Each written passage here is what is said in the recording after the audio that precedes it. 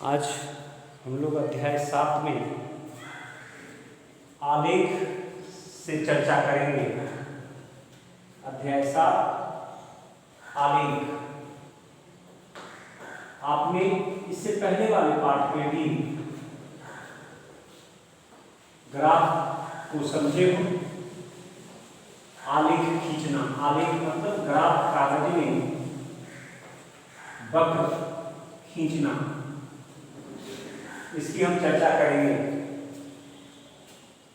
यहां बता रहा है एक प्रश्न कि उच्चतर माध्यमिक शाला जबराम के छात्रावास में किसी एक सप्ताह के अलग अलग दिनों में छात्रों की संख्या, उनके लिए पकाई गई दाल की मात्रा दर्शाया गया।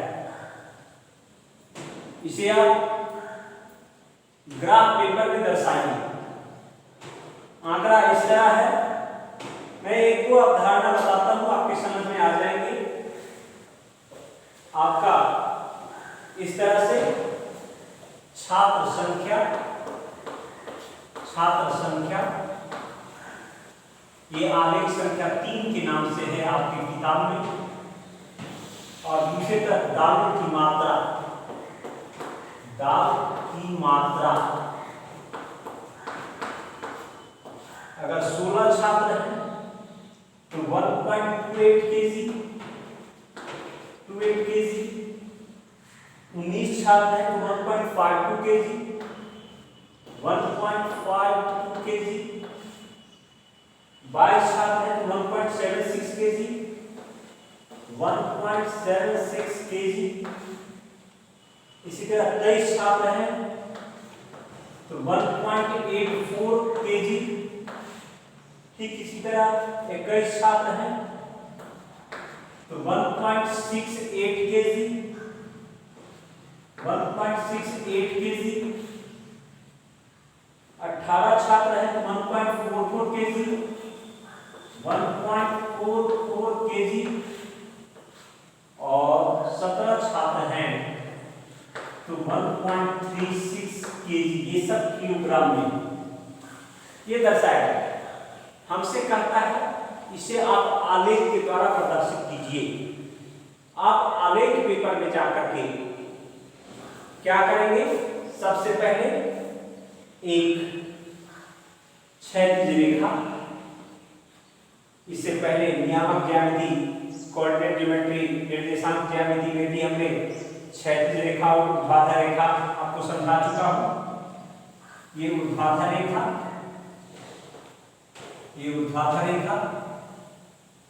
इसको y अक्ष के नाम से जानते हैं, इसको x अक्ष के नाम से। जैसे आप निर्देशांक ज्यामिति में पढ़े थे कि दोनों अक्ष जहां पर काटता है वो ओरिजिन होता, जीरो। उसमें हमने ये भी बताया था बाएं तरफ बढ़ते हैं तो माइनस, नीचे बढ़ते हैं तो माइनस। ठीक इसी तरह यहां पास छात्रों की संख्या और प्रतिदिन उपयोग किए गए दालों की मात्रा किलोग्राम में दर्शाया गया है। तो ध्यान रखेंगे, हम छात्र की संख्या को x अक्ष पर लेंगे। छात्र की संख्या को x अक्ष पर, ये 0, यहाँ 5, यहाँ 10, यहाँ 15, यहाँ 20, यहाँ 25। आप चाहो तो 2 करके भी ले सकते हो, 2 करके। जैसे देखिए 2, 4, 6, 8, 10, 12, 14, 16, 18, 20, 22 और 24। ये छात्र संख्या। अब दाल की मात्रा 1.1, 1.2, 1.3, 1.2, 1.3, 1.4, 1.5, 1.6,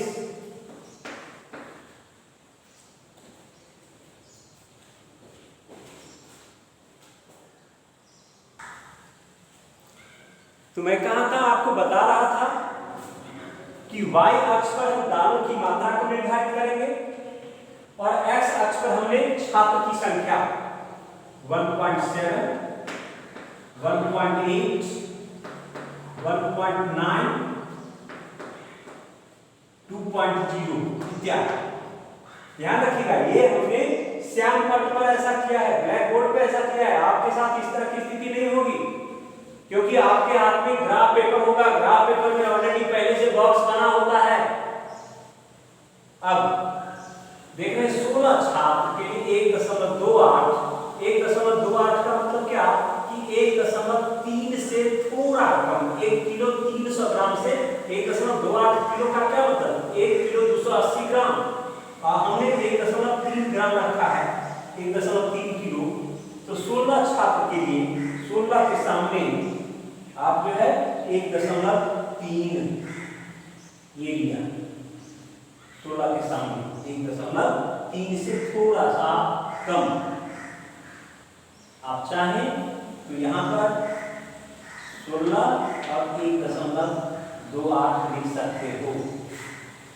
फिर है 19 छात्र, 19 छात्र कहाँ मिलेगा 18 और 20 के बीच में। 19 छात्र के लिए 1.52 अर्थात 1.5 किलो। ये यहाँ ये इतना आपको नहीं करने पड़ेंगे, ये आप यहाँ पर लिख सकते हो 19 1.52 पहले x अक्ष पर जो अवयव है, फिर y अक्ष पर। फिर इसके बाद 22 छात्र के लिए 22 छात्र मीन्स यहाँ 22 छात्र के लिए 1.76 किलो अर्थात 1.8। ये इस तरह आप आएंगे तो आप देखेंगे ये 22 छात्र के लिए है ना। ये यहाँ पर आप लिख सकते हैं 22 1.76। फिर 23 छात्र के लिए 22 और 24 के बीच में 23 आएंगे। 23 छात्र के लिए 1.84 है ना। ये 23 1.84। फिर है 21 छात्र के लिए 1.68। 21 छात्र 20 और 22 के बीच में 1.68, 1.68, 21 और 1.68। फिर इसके बाद 18 छात्र के लिए 18 यहाँ 18 छात्र के लिए 1.4 ये यहाँ 18 1.44।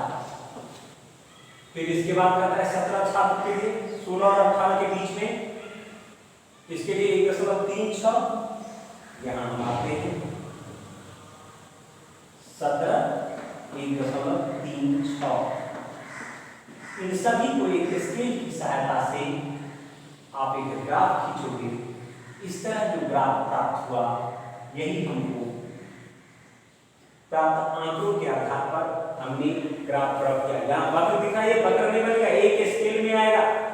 ध्यान रखिएगा, एक स्केल में ये रेखा आपको दिखाई देगी। नाउ सिमिलरली उसी प्रकार हम एक अन्य प्रश्न को देखते हैं। प्रश्न संख्या आपके सामने मैं बता रहा हूं। उदाहरण के लिए हम एक्सरसाइज से एक प्रश्न लेते हैं, सब कुछ समझ में आएंगे।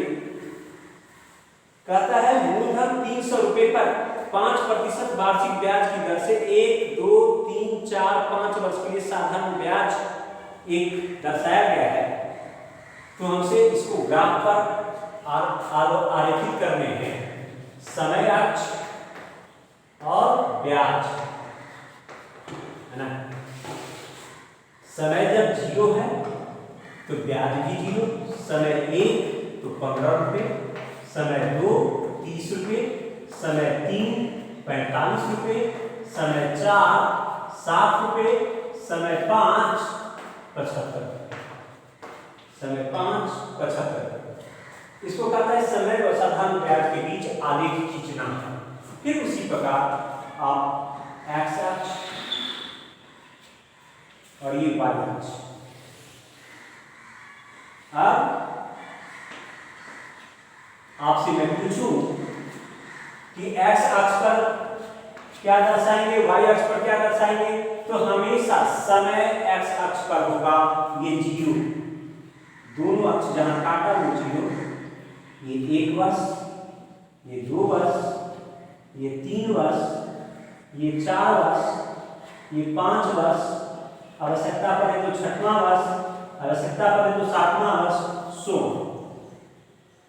और यहां आप 5, 10, 15, 20, 25, 30, 10 से लेते हैं 10, 20, 30, 40, 50, 60, 70, 80। जब समय 0 है तो ब्याज भी 0। यहां समय 1 है तो ब्याज 15 का मतलब 10 और 20 के बीच में एक अन्य रेखा बीचों बीच में दिखाई देगा। ये हमको समय 1 और 15, 1 और 15, आप चाहें 1 और 15। समय जब 2 वर्ष है तो ब्याज 30 रुपया।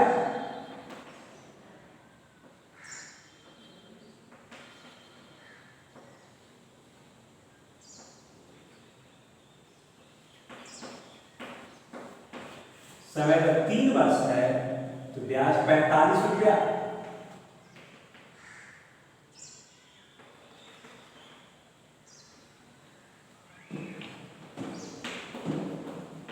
समय जब 4 वर्ष है तो ब्याज 60 रुपया।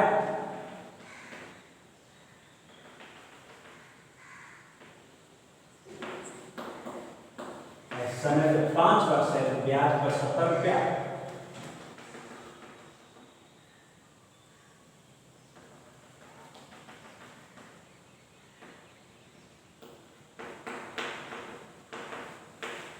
इन सारे बिंदुओं को आप एक स्केल में लेकर के ग्राफ खींचेंगे तो आपको इस तरह की ग्राफ होता हुआ दिखाई देगा। कहीं इसमें कहीं कोई टेढ़ा सीधा नहीं होगा, कहीं कोई टेढ़ा सीधा नहीं होगा। अर्थात यहाँ क्योंकि हमने इस तरह किया है, ये इस तरह आप जैसे ग्राफ खींचेंगे।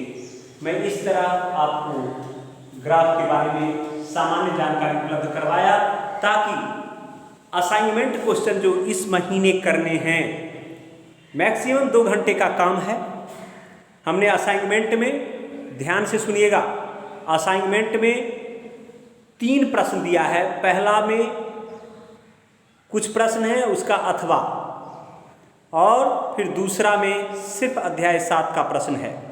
अध्याय 2 से प्रश्न लिया गया है और अध्याय 7 से। जो अध्याय 2 का प्रश्न करेगा वो अध्याय 7 का नहीं करेगा, और जो अध्याय 7 का करेगा वो 2 का नहीं करेगा। अगर किन्हीं को इच्छा हो कि नहीं हम सब कर लें तो मैथमेटिक्स में एंडलेस अपॉर्चुनिटी है, अपार संभावना है काम करने के लिए, आप काम कर सकते हो। लेकिन असाइनमेंट के रूप में जो आपको विद्यालय में आके जमा करने हैं, 3 प्रश्न दिया है। पहला का अथवा और दूसरा, इन तीनों में से कोई एक करने हैं। ध्यान रखिएगा, तीनों में से कोई एक करने हैं।